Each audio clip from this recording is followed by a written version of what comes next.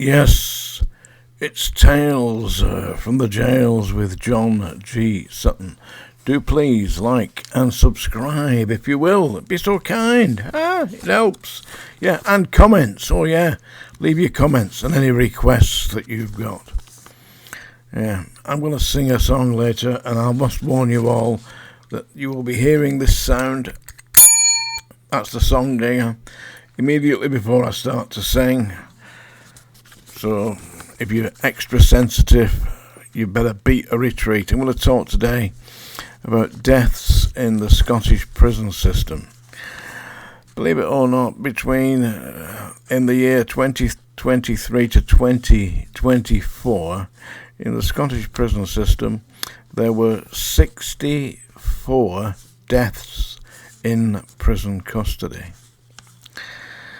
Yeah. The Scottish Prison Service, I've listed what the deaths were related to. There were 17 suicides, 10 drug-related deaths, 27 health condition deaths, 1 murder, and 1 accident. And there is a great outcry now that the Crown Prosecution Service should be able to proceed against the prison system. You see, what happens is the prison service has got what's known as Crown immunity. That means that whatever happens in the prison cannot be pursued. You can't pursue against the Crown. And if it's run by the Crown, for the Crown, then that is the end of the matter. Apparently, the daughter of a certain professor in Scotland had died in the prison by suicide. She was 21 years of age. Won't give you her name. But the mother, who is a professor and has written a part of a report on this, saying that the main reasons is that the system destroys all hope. So it's a case of you enter that place, all hope abandon ye who enter here. Yeah, the prison system. Well, I mean, some people are immune to it, but others who come from different kinds of backgrounds find the incarceration and the locking in for 22, 23 hours a day into a cell to be completely undermining their will to live. The raison d'etre shoots out the gate and they decide that life is not worth living. But at the age of 21, I mean, the world is before you. Before I joined the prison service back in my army days, I was the provost corporal. And we used to have prisoners coming into the cells. It was a proper little cells, about half a dozen cells, But we get maybe 2 or 3 occupants, maybe more. But I always used to say to them, they'd only been there for like 2 weeks, maybe a month at the most. And I always used to say to them, in years to come, you'll look back at this, you won't even remember it. Do not look upon this as being the end of the game. This is just the very start of life for you. And you've got a whole pageant ahead of you.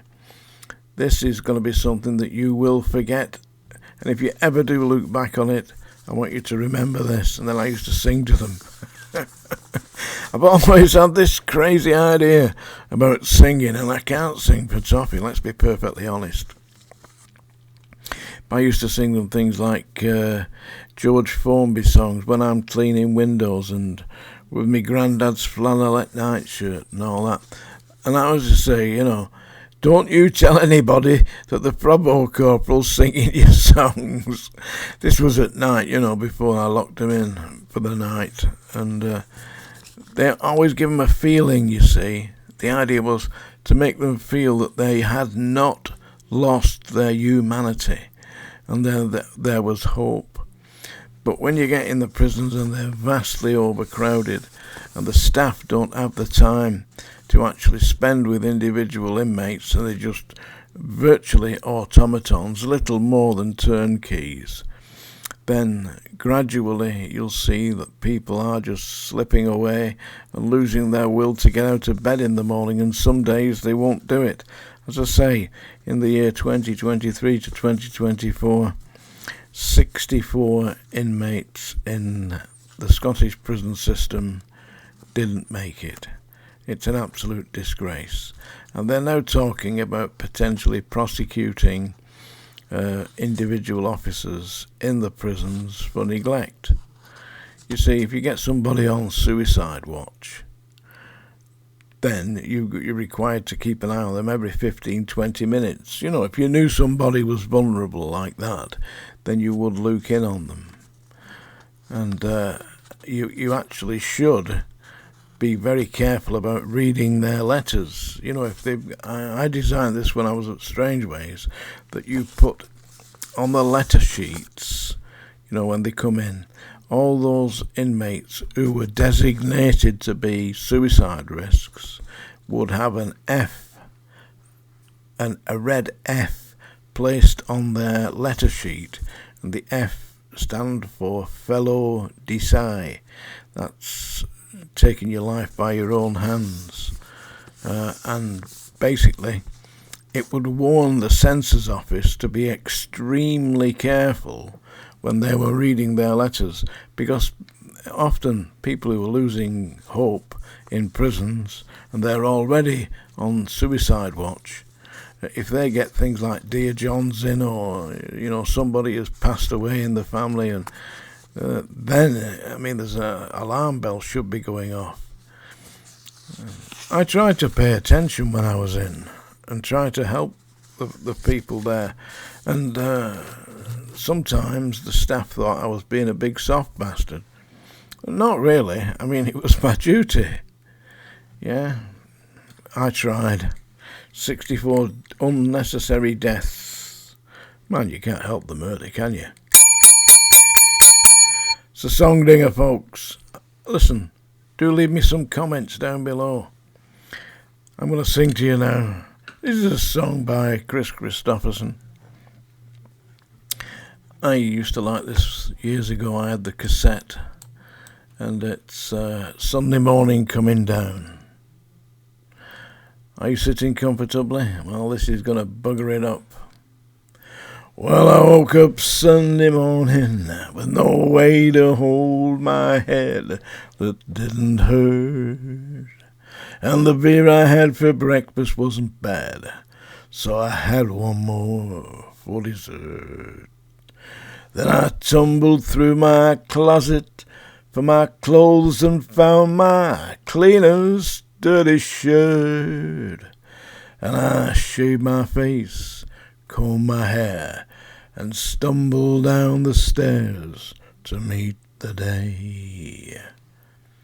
I'd smoked my brain the night before on cigarettes and songs that I'd been picking, but I lit my first and watched a small kid cussing at a can that he was kicking.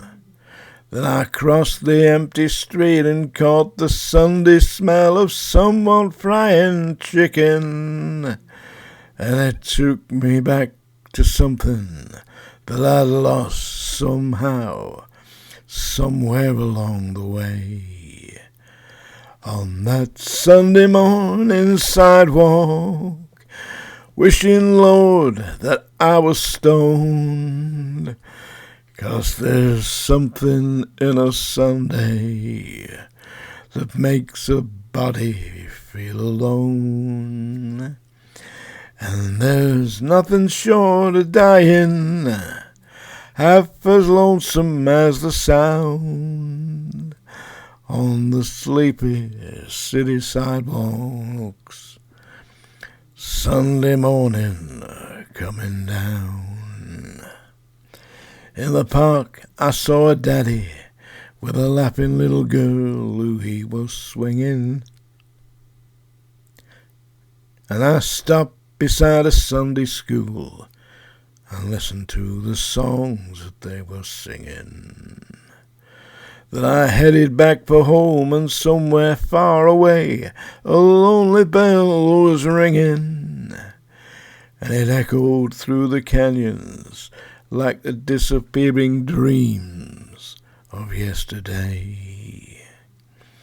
On that Sunday morning sidewalk, wishing, Lord, that I was stoned, 'cause there's something in a Sunday makes a body feel alone. And there's nothing short of dying half as lonesome as the sound on the sleeping city sidewalk, Sunday morning coming down. There you go. Sunday Morning Coming Down, originally recorded and written by Chris Christopherson. If you enjoyed that, then tomorrow morning, 9 a.m, A1 Landing, we've got the answer. Tales from the Jails, John G. Sutton. Do please comment.